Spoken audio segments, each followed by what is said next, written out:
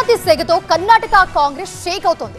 Cabinet విస్తరణ తర్వాత ఊహించని స్థాయిలో అసంతృప్తి జ్వాలలు చెలరేగాయి. మంత్రి పదవి దక్కలేదని రాజీనామా బాట పడుతున్నారు ఎమ్మెల్యేలు.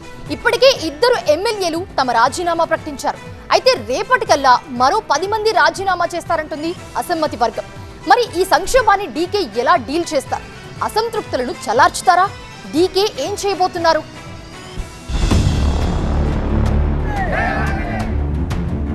కేబినెట్ విస్తరణ కర్ణాటక కాంగ్రెస్ లో చిచ్చురేపింది. ప్రశాంతంగా సాగుతున్న డీకే ప్రభుత్వంలో అసంతృప్తి సెగలు భగ్గుమన్నాయి. మంత్రివర్గ విస్తరణలో చోటు దక్కని నేతలంతా రాజీనామాల బాట పడుతున్నారు.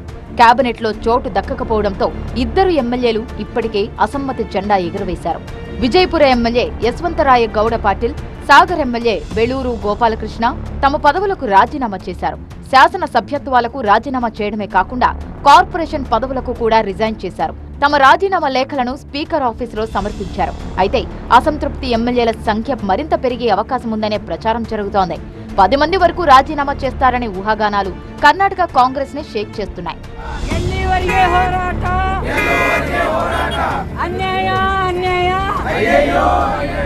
కేబినెట్ విస్తరణలో 19 మందికి చోటు దక్కింది. బెంగళూరులోని లోక్ భవన్ వేదికగా వీళ్లందరూ ప్రమాణాలు చేశారు. ఈ 19 మందిలో 12 మంది కొత్తవారే కావడం విశేషం. కేబినెట్ విస్తరణ తర్వాత డీకే టీం 33కి చేరింది. కొత్తగా మంత్రి పదవులు దక్కిన వారిలో 7 లింగాయత్తులు, 5 ఒక్కలిగలు, 3 ఎస్టీలు ఉన్నారు. అలాగే ఎస్సీ, మైనార్టీలకు కూడా పెద్దపీట వేశారు. సామాజిక సమతుల్యత, అన్ని ప్రాంతాలకు ప్రాతినిధ్యమిస్తూ అవకాశం కల్పించారు. అంతేకాదు సీనియారిటీని పరిగణలోకి తీసుకొని కేబినెట్ విస్తరణ జరిగిందంటున్నారు డీకే వర్గం. కేబినెట్ విస్తరణతో పాటు అసెంబ్లీ స్పీకర్ గా జీఎస్ పాటిల్, డిప్యూటీ స్పీకర్ గా ఏఎస్ పొన్నన్న, మండలి చైర్మన్ గా సలీం అహ్మద్, మండలి డిప్యూటీ చైర్మన్ గా ఉమాశ్రీకి అవకాశం కల్పించారు.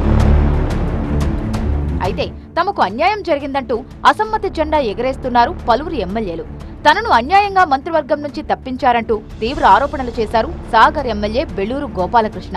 తనపై ఎలాంటి ఆరోపణలు లేకపోయినా కుట్రతోనే మంత్రి పదవి నుంచి తప్పించారంటున్నారు గోపాలకృష్ణ. తమతో పాటు మరో 10 మంది ఎమ్మెల్యేలు రాజీనామాకు సిద్ధంగా ఉన్నారంటూ సంచలన ప్రకటన చేశారు.